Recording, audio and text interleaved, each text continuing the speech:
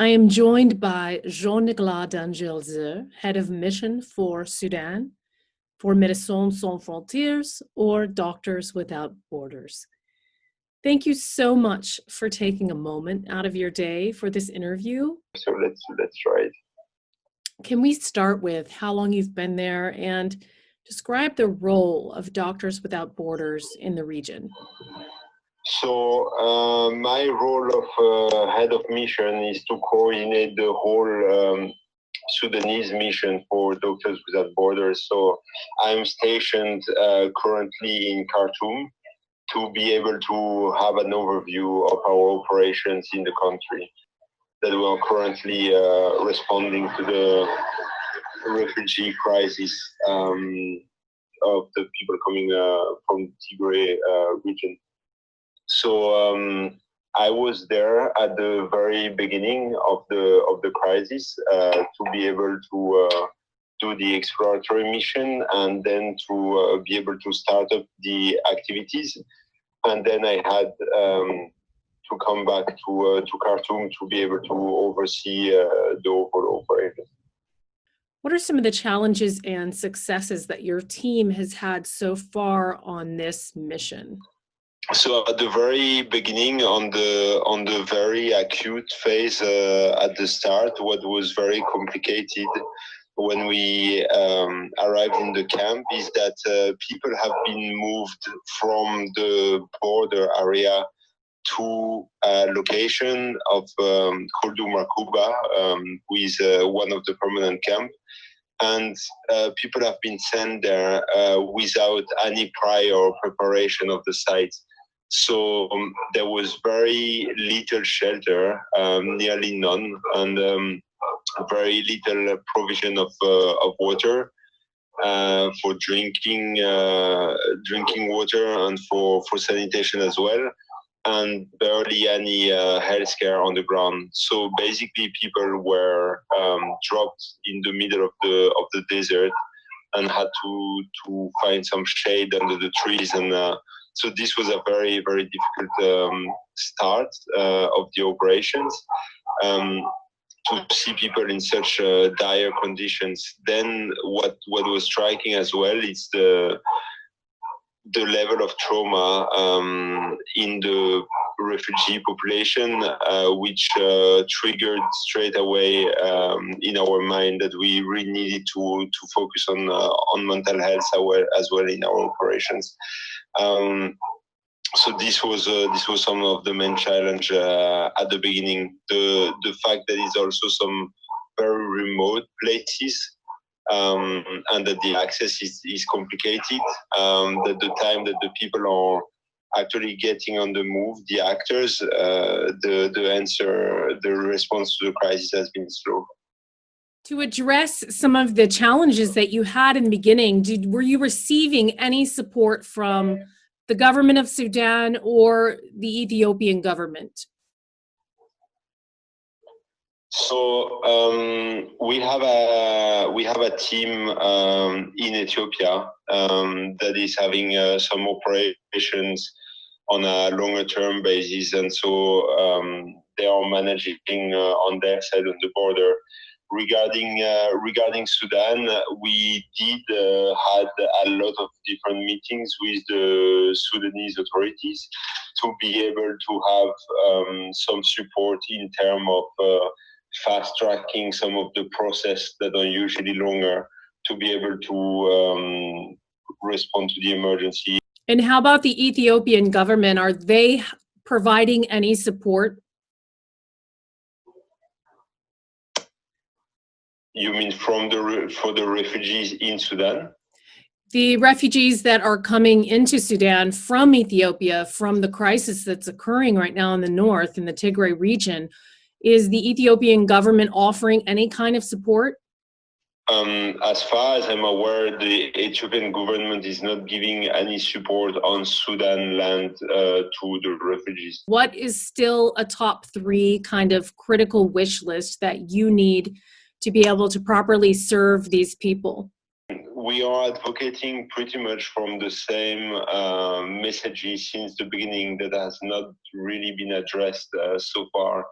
And one of our really strong points is that the provision of services should be done at all steps of the journey, whether it's at the border, at the reception centers or the transit areas, up to the journey that they're doing by bus to the different permanent camps that are existing to the camps themselves, where they are going to be settled for longer term.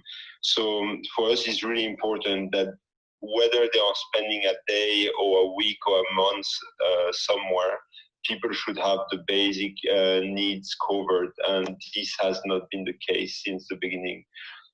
Points that we are advocating for is much better information to the refugees, because when they are crossing the border, whether it's in Hamdayet, whether it's in other border crossings, they are receiving no information on what is going to happen for them next, on where they can find services, on what is their legal status, or what is happening to their family, for example, on the other side.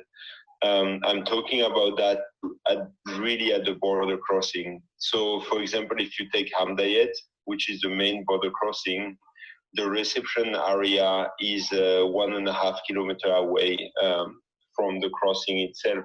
A part of our team doing some health and nutrition screening, there is nobody giving any information to be able to direct people in the right way, and to be able to tell them where things are and what is going to be their very near future, the next step and the next days in their life and in their status as refugees.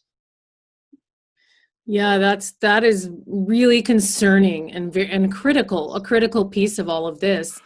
Now, when you talk about these people, I just want to get an idea of the sheer numbers. Read one report that said 45,000 people. I've read another report that said all combined 950,000 people. So give us an idea of the sheer number of people that have come in since you've set up there at the station you're at.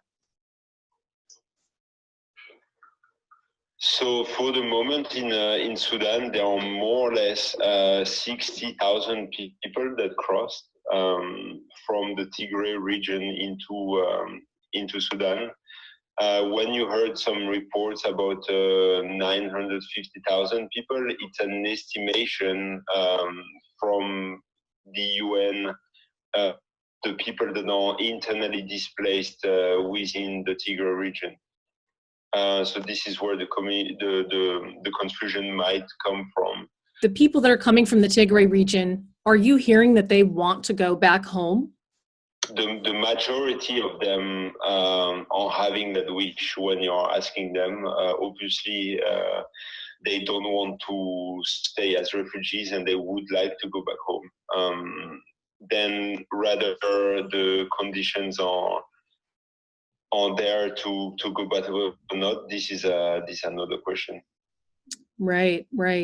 And then last question, COVID-19, it's still a danger all around the world. We still have this global pandemic. So how are you trying to, minimize risk for your staff and then also support the needs of people who are showing up, like you said, without proper regular sanitation? So regarding our staff and as much as we can our patients, in terms of COVID-19 measures, we are really trying in our clinics and also in the community when we are around the community to have the proper protective equipment for our staff first to be able to apply the right measures, and then also to try to have more shaded area or more spacious consultation room, etc., to allow the same for the patients. The problem is that we can only control so much our own settings.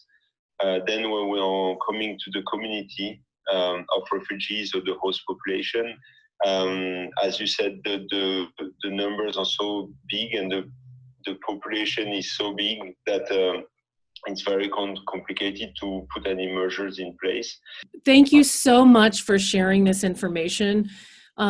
Is there any last thing you'd like to add or want people to know? No, yeah, I really think that what we need to be all aware of as well is that this refugee crisis, it's another layer on a multi-layer crisis in Sudan. Sudan is facing a very complicated phase, or obviously with the transition, the political transition that the country is in since the revolution, but then it is also facing a raging economic crisis that is really impacting all the people, especially with the emphasis of the COVID-19 pandemic in addition. So it's a lot of factors on making that the situation was not great already in Sudan. And obviously this refugee crisis, there is a terrible thing for the refugees, is also having a big impact on the capacity of the country to respond to that, or the actors. Absolutely. It's difficult on everyone. And I wish you and your team the best. Thank you so much for all of your selfless work, and please stay safe. Thank you. Thank you very much.